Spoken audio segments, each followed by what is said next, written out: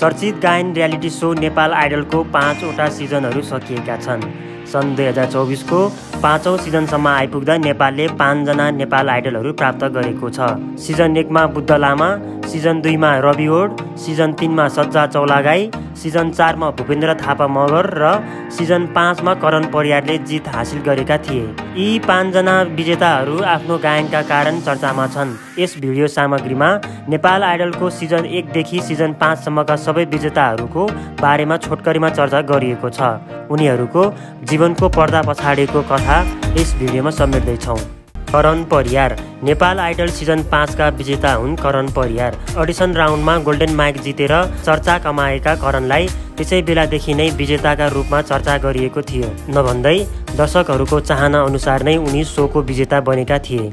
1 वर्ष अघि सङ्गीत सिक्नका लागि काठमाडौँ आएका करणले अन्ततः सङ्गीत क्षेत्रकै चर्चित कार्यक्रमको विजेता बनेर इतिहास रचे। बर्दियामा घर भएका करण आमा बुवा सिलाइ कटाइ गरेर गुजारा चलाउने गर्दथ्यो। सानैदेखि गीत गाउन इच्छुक देखाउने करण गाउँ स्कुलमा हुने हरेक कार्यक्रममा गीत गाउन पुग्थे।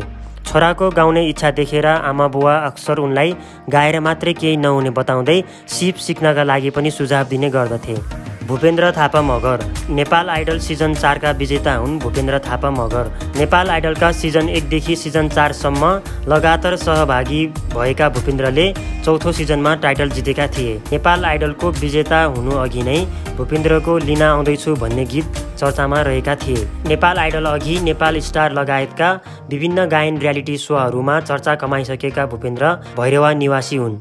सज्जा चौलागाई नेपाल आइडल सिजन 3 की विजेता हुन्। सज्जा चौलागाई उनले नेपाल आइडलमा सर्वाधिक 16 वटा अवार्ड जितेकी थिइन्।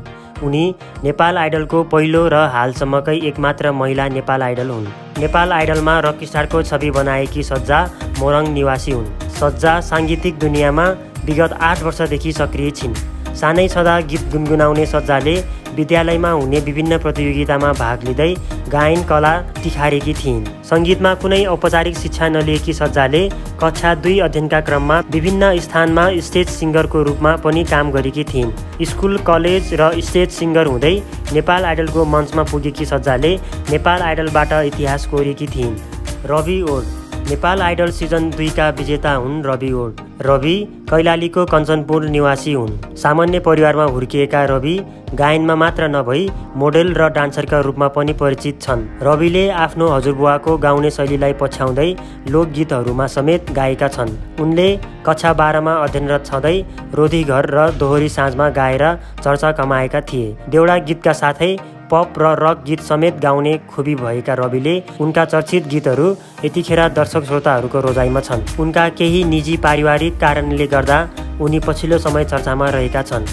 बुद्ध लामा नेपाल आइडलको पहिलो विजेता हुन्। बुद्ध लामा बुद्ध कास्की निवासी हुन्। उनले dancing with the stars Nepal season 1 को फर्स्ट रनर अप भएर पनि तहल्का मचाएका थिए। उनी अहिलेका चर्चित गायक हुन्। विक्रम सम्वत 2054 साल मङ्सिर 8 गते पोखरामा जन्मिएका बुद्धको पुर्ख्यौली थलो भने धादिङको लापा हो। उनको परिवार 2042 सालमा पोखरामा बसाइ सरेको थियो। बुद्धका बुवा सन्तबहादुर लामा तात्कालीन समयमा नगरपालिकाको कर्मचारी थिए। उनका आमा बुवा पनि उनी जस्तै गीत गाउन शौखिन थिए।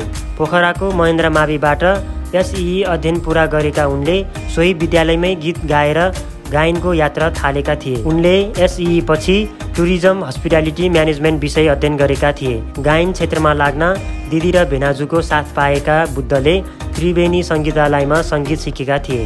उनले पोखराकै गुरुकुल सङ्गीतालयमा पनि सङ्गीत सिकेका थिए। सानै उमेरदेखि त्रिवेणीका गुरु नवराज बरालसँग सङ्गीत सिकेका बुद्ध पोखरामा आयोजना भएको बिग आइकन 2011 मा चौथो भएका थिए।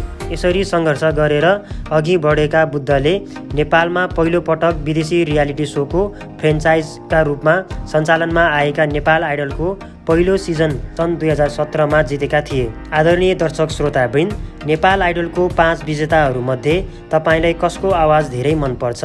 कृपया कमेन्ट गर्नुहोला। भिडियो मन परेमा लाइक र सेयर गर्न पनि नभुल्नुहोला। यस्तै भिडियोहरूका लागि भने हाम्रो च्यानललाई सब्स्क्राइब गर्नुहोस्।